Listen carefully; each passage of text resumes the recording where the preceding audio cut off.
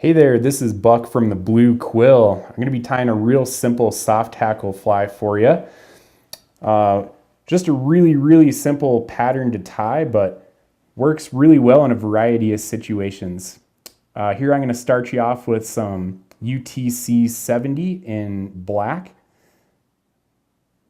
Just going to start off my thread, dress the hook, doesn't have to be super neat.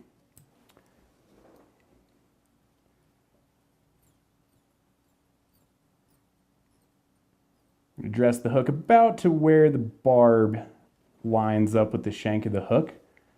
And I'm coming back with some neater wraps to the front, leaving some space behind the eye. Now I'm just going to use some silver ultra wire in a small size. And I'm going to tie this wire in on the side of the hook. And this is going to be tied on my side of the hook. Again, just taking my time to cover up the wire and lash that in. Here what I do, I'm going to give the thread a little bit of a counterclockwise turn to open it up, flatten it out a little bit, and as I make my way back to the front of the fly, really just making some super even wraps toward the front. And here I'm just going to wrap my wire up the hook.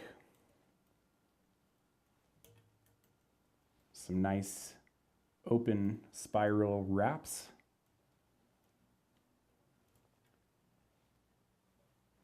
At this point, I'm just going to go ahead and tie off that wire.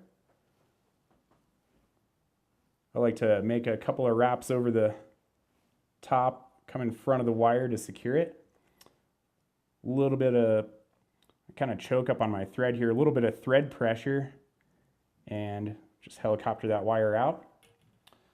All right, again, this is a real simple fly, just a couple of ingredients here. The next ingredient, you can really use whatever color of dubbing you like. I like to use some ice dubbing. This is the UV dun color. It's a little bit more of a gray color, but it also has a little bit of a purple property, which I like just for some flash. And as I tie this, or as I dub this fly, it's just going to be a little ball of thread here. I mean, a ball of dubbing is what I mean.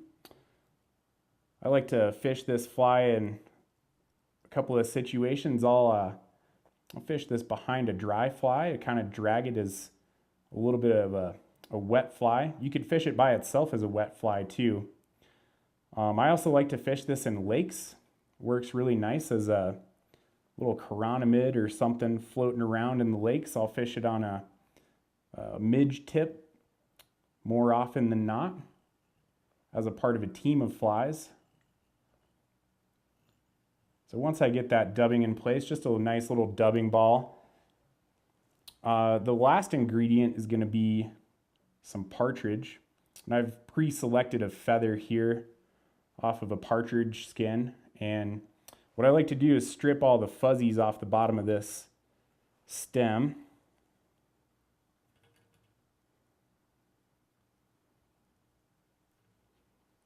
And then what I'll do is take this and stroke all of these fibers backwards, kind of grab a hold of it right at the tip and stroke all of these fibers downwards, backwards.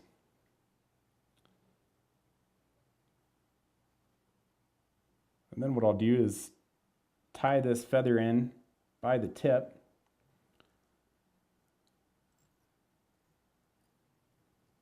You'll come in here, I'm going to grab my little finer scissors and just nip this little stem out. And at this point, you can either wrap this by hand, or I do with some of these partridge feathers, I do prefer to use a little hackle plier. This is just a little Tiemco hackle plier. So as I wrap this feather, what I like to do is stroke the fibers coming off of the feather rearward.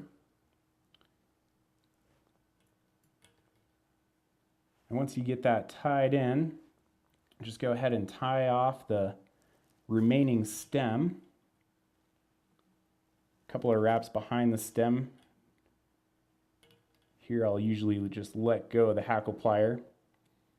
What I like to do is sort of lift that stem up and toward the rear of the fly, and I'll come in front of this and I make a couple of wraps. What that does, it helps to secure the hackle stem, and it also helps to flush all of these fibers rearward. And that's it. All you have to do at this point is a little whip finish.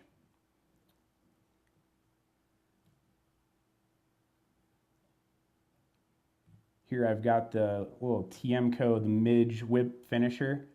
It's nice for getting in these tight little spaces and getting a nice, neat whip finish. You'll notice I like to whip finish 2, or a lot of times I'll even do 3 whip finishes on there just to make sure everything's nice and secure.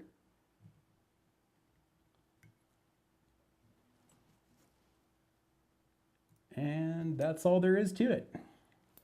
Nice little simple soft hackle. Works wonders. Rivers, lakes, wherever you want to fish it.